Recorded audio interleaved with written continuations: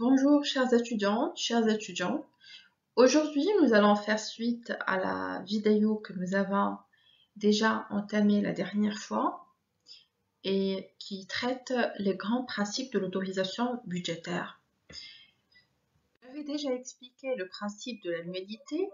Maintenant, on va expliquer le deuxième principe budgétaire classique qui est le principe d'unité. Qu'est-ce que ça veut dire, le principe d'unité? Le principe d'unité veut dire que la loi de finances autorise et prévoit toutes les recettes et dépenses de l'État dans un document unique. C'est-à-dire, un seul document regroupe l'ensemble des ressources et des charges de l'État soumis, bien sûr, à l'approbation du Parlement. Le principe d'unité a donc une fonction de faire une synthèse des finances publiques en vue de permettre au Parlement de faire son travail correctement.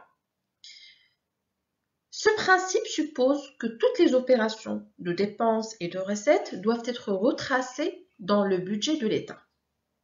Ce principe doit être obligatoirement respecté pour élaborer le budget. Son respect impose la réunion de 3 éléments. À part que l'ensemble des dépenses et des recettes doivent figurer dans un document unique, comme je viens de dire, elles doivent être présentées de façon détaillée. Elles doivent aussi être de même nature afin de pouvoir être additionnées. Donc, ce principe permet un contrôle accru des parlementaires sur les finances publiques. Il permet bien éventuellement d'assurer la clarté de la présentation du budget. Il permet de vérifier si le budget est réellement en équilibre et d'éviter l'existence de comptes hors budget et de mettre en évidence le volume total des dépenses de l'État. Je récapitule. Les objectifs attendus en adoptant ce principe de l'unité sont les suivants. Le premier objectif est d'ordre politique. Le second est purement technique. Je m'explique. Le fait d'avoir un seul document qui regroupe toutes les dépenses et toutes les recettes, cela permet d'avoir une idée bien claire sur la structure globale du budget et par conséquent, cette clarté de données permettra de vérifier l'équilibre, éviter toute dissimulation et constater s'il y a des anomalies. Et par la suite, donner des jugements sur la politique gouvernementale.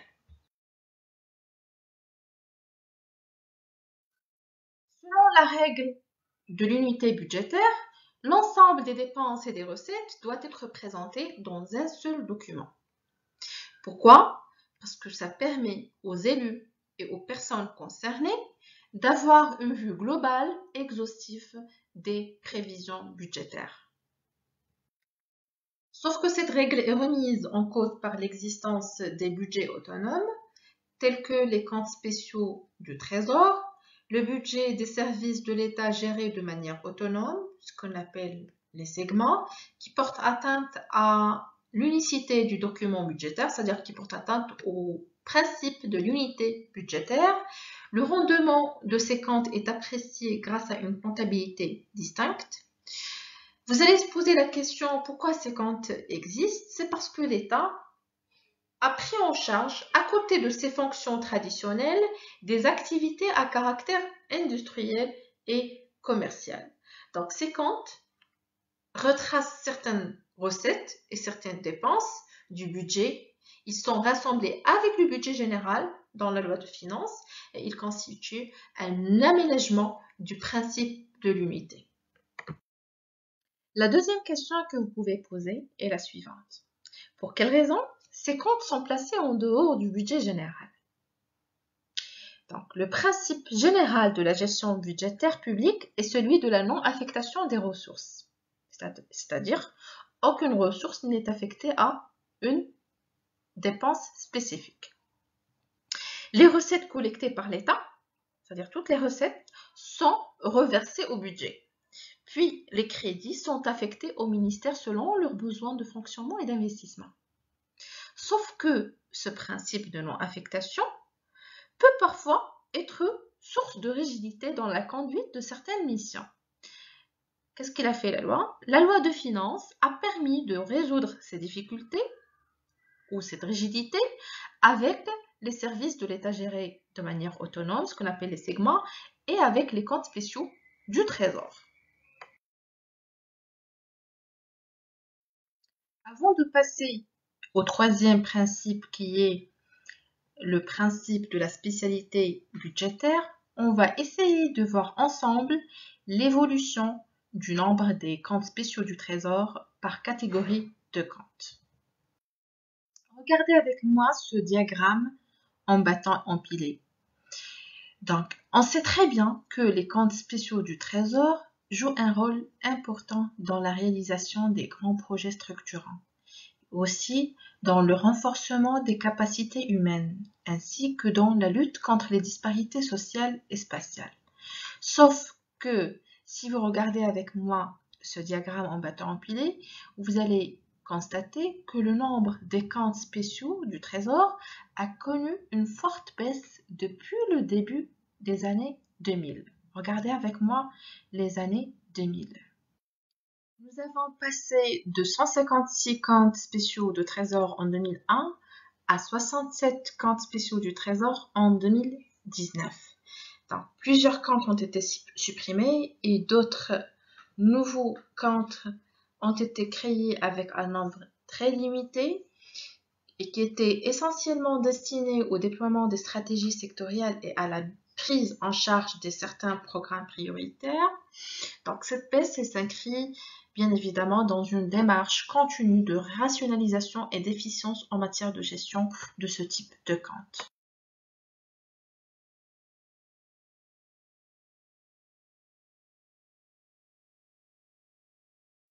Passons maintenant aux services de l'État gérés de manière autonome, les segments. Donc, les segments jouent un rôle très important dans la gestion de proximité des services publics rendus aux usagers.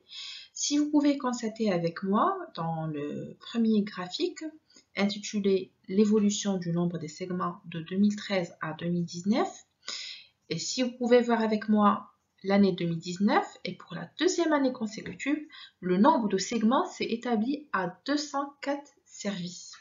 Donc ce nombre tient compte de l'effort d'accompagnement de la régionalisation.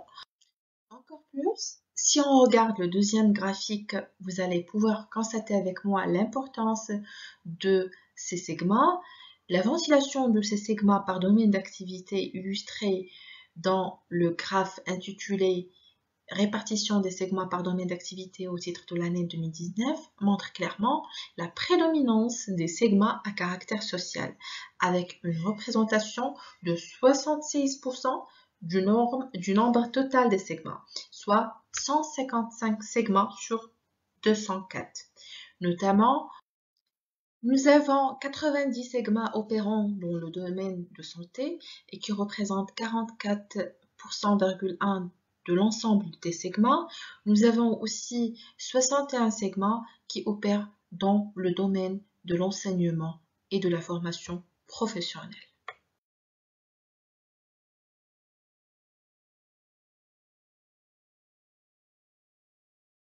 Concernant les établissements et entreprises publiques, ils sont présents, comme vous pouvez voir dans ce graphique, ils sont présents pratiquement dans tous les secteurs économiques et sociaux, notamment dans l'infrastructure, l'énergie, dans l'agriculture aussi, la pêche maritime, dans l'éducation, l'enseignement, la formation professionnelle, dans la santé aussi, le tourisme, l'industrie, la logistique et les services financiers. J'attire votre attention sur la différence entre un établissement public et une entreprise publique. Donc, un établissement public est une personne morale de droit public qui est financée par des fonds publics et qui doit remplir une mission d'intérêt général. Par contre, une entreprise publique est une personne morale de droit privé à capitaux publics mais qui ne remplissent pas nécessairement une mission d'intérêt général.